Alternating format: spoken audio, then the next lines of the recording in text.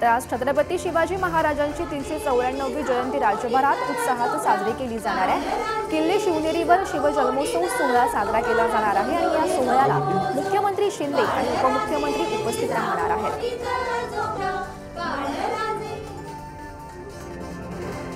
तर पेडमधील आदर्श पतपेढीच्या शाखेकडून छत्रपती शिवाजी महाराजांच्या शस्त्राच्या प्रदर्शनाचा कार्यक्रम आयोजित करण्यात आलाय। महात्मा गांधी सार्वजनिक वाचनालयात विनामूल्यात नागरिकांना आता या शस्त्राचं प्रदर्शन बघता येणार आहे। संभाजीनगरमध्ये छत्रपती शिवाजी महाराज जयंती उत्साहात साजरी होण्यासाठी पोलिसांनी चांगली कंबर कसली आहे। ड्रोन पेट्रोलिंग सोबतच शहरात 2245 पोलिसांचा तगडा बंदोबस्त तैनात करण्यात आलाय आणि याशिवाय शहरातील वाहतुकीत देखील मोठा बदल करण्यात आलाय। सोलापुरात शिवजयंती निमित्त अभूतपूर्व पाळणा सोहळा संपन्न झाला। रात्री 12 वाजता छत्रपती शिवाजी महाराज चौकात हा शिवजन्मोत्सव सोहळा पार पडला असून शिवप्रेमींनी हजारोंच्या संख्येने हजेरी लावलेली होती।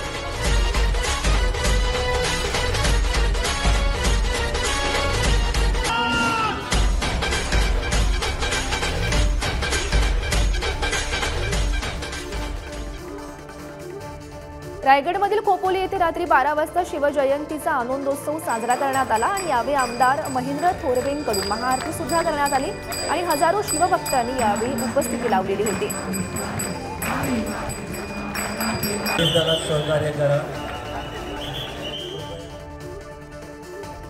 छत्रपती शिवाजी महाराजांच्या जयंतीनिमित्त राष्ट्रवादी काँग्रेसचे आमदार अमोल मिटकरी यांच्यातर्फे स्वराज सप्ताह राबवण्यात येतोय। जिल्हाभरात रंगभरण स्पर्धा, वक्तृत्व स्पर्धा, सामूहिक नृत्य स्पर्धा असं अनेक प्रदर्शनाचं आयोजन करण्यात आलं आहे।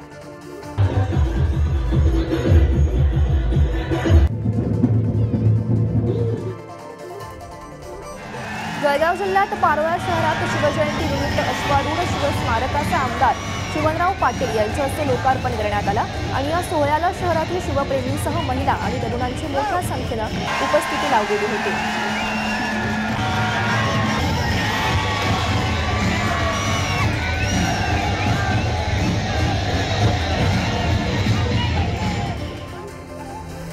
जळगाव जिल्हा प्रशासनाकडून छत्रपती शिवाजी महाराज जयंती निमित्त जाणता राजाचं महानाट्याचं आयोजन करण्यात आलंय आणि यावेळी पालकमंत्री, जिल्हाधिकारी, उपजिल्हाधिकारी सुद्धा उपस्थित होते।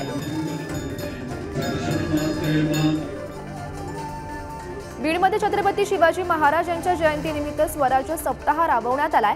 शहरातील KSK महाविद्यालयातील आयोजित रांगोळी स्पर्धा, वक्तृत्व स्पर्धेत विद्यार्थ्यांनी मोठ्या प्रमाणात सहभाग घेतलेला होता। छत्रपती शिवाजी महाराज यांच्या जयंतीनिमित्त संभाजीनगरमध्ये पोलिसांचा मोठा बंदोबस्त तैनात करण्यात आलाय आणि यामध्ये 12 अधिकाऱ्यांसह 1600 पोलीस कर्मचारी तैनात असणार आहेत। नागपुरात सुद्धा शिवजयंतीचा उत्साह पाहायला मिळतोय। नागपुरातील छत्रपती शिवाजी महाराज पुतळ्याजवळ ढोल ताशांचा गजर सध्या सुरू झालाय आणि यानिमित्त मोठ्या प्रमाणात शिवप्रेमींनी गर्दी केली आहे।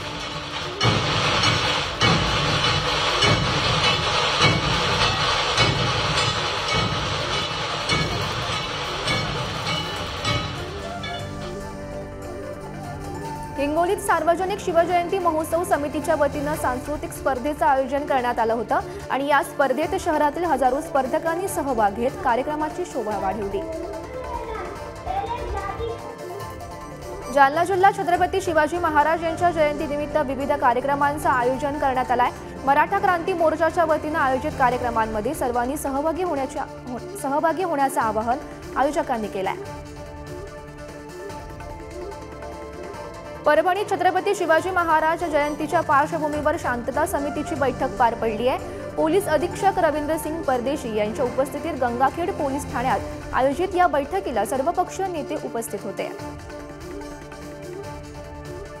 छत्रपती शिवाजी महाराज यांच्या जयंतीनिमित्त भंडाऱ्यात शिवप्रतिष्ठानच्या वतीनं कार्यक्रमाचं आयोजन करण्यात आलंय आणि या कार्यक्रमादरम्यान शिवकालीन हिंदुस्थानचे चित्रीकरण रांगोळीच्या माध्यमातून साकारण्यात आलंय। मनोज जरांगेंच्या उपोषणाचा आजचा 10वा दिवस आहे। सगळे सोयरे अधिसूचनेच्या अंमलबजावणीसाठी जरांगे आक्रमक झालेले आहेत। 20 तारखेपर्यंत निर्णय घ्या, अन्यथा पुन्हा आंदोलन तीव्र करणार असा इशारा त्यांनी दिलाय। राष्ट्रवादी पक्ष आणि चिन्ह अजित पवार यांच्या गटाला देण्याच्या निवडणूक आयोगाच्या निर्णयाविरोधात सुप्रीम कोर्टात याचिका दाखल करण्यात आली आहे आणि या याचिकेवर आज सुप्रीम कोर्टात सुनावणी होणार आहे। दुपारी 12 वाजता ही सुनावणी पार पडणार आहे। महाराष्ट्र नवनिर्माण सेनेचे प्रमुख राज ठाकरे नाशिकमधील काळारामाचं दर्शन घेणार आहेत। यंदाचा पक्षाचा वर्धापन दिन हा नाशिकमध्ये साजरा करण्यात येतोय आणि यावेळी राज ठाकरे कोणत्या मुद्द्यांवर बोलणार याकडे सर्वांचं लक्ष लागलंय। बारामतीमधील भाजपच्या महिला मोर्चाच्या जिल्हाध्यक्षा कांचन कुल खासदार सुप्रिया सुळेंना आव्हान देण्यात आलंय। बारामती लोकसभेसाठी सुनेत्रा पवार यांना उमेदवारी घोषित झाली तर त्यांची प्रचाराची धुरा सांभाळणार असल्याचं त्यांनी सांगितलंय। शिर्डी लोकसभा मतदारसंघातून निवडणूक लढवण्याची इच्छा केंद्रीय राज्यमंत्री आणि आरपीआयचे नेते रामदास आठवले यांनी व्यक्त केली आहे। महायुतीनं आरपीआयला एकतरी जागा द्यावी, नाहीतर आपल्याला तोंड लपवायला जागा उरणार नसल्याचं सुद्धा त्यांनी म्हटलेलं आहे।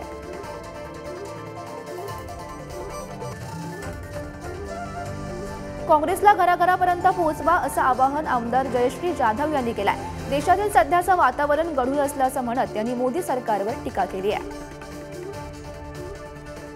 पुण्यातील काँग्रेस भवनात येत्या 24 फेब्रुवारीला इंडिया आघाडीच्या मेळाव्याचं आयोजन करण्यात आलं आहे आणि या मेळाव्याला महाविकास आघाडीतील घटक पक्ष जोरदार शक्ती प्रदर्शन करणार असल्याची माहिती मिळते आहे। रत्नागिरी लोकसभा मतदारसंघाची जागा ही शिंदेंची शिवसेना लढवणार असल्याचं वक्तव्य मंत्री उदय सामंत यांनी केलंय। रत्नागिरीच्या जागेवरील दावा सोडलेला नसल्याचंही स्पष्टीकरण सामंतांनी दिलंय। कोल्हापूर महापालिकेनं उभारलेल्या कॉम्रेड गोविंद पानसरे यांच्या स्मारकाचा लोकार्पण सोहळा उद्या पार पडणार आहे। या सोहळ्याच्या तयारीसाठी आमदार सतेज पाटील यांनी बैठक घेऊन तयारीचा आढावा घेतला। छत्रपती संभाजीनगरमधील माधववाडी येथे स्मार्ट बस डेपो उभारण्यात येतोय आणि डेपोतील ई बस चार्जिंग स्थानकाचं नियोजन स्मार्ट सिटी मार्फत करण्यात येईल आणि त्यासाठी हायटेन्शन लाईन टाकण्याचा प्रस्ताव स्मार्ट सिटी कडून महावितरणकडे सादर करण्यात आला। तर राज्यात पुन्हा 3 दिवस थंडी कायम असणार आहे। 21 ते 23 फेब्रुवारी या काळात उत्तर भारतात पुन्हा पश्चिमी चक्रवात सक्रिय झाल्यानं आता हवामानात बदल होणार आहे। राज्यात 23 फेब्रुवारीपर्यंत किमान तापमानात 2 ते 3 अंशांनी घट होईल।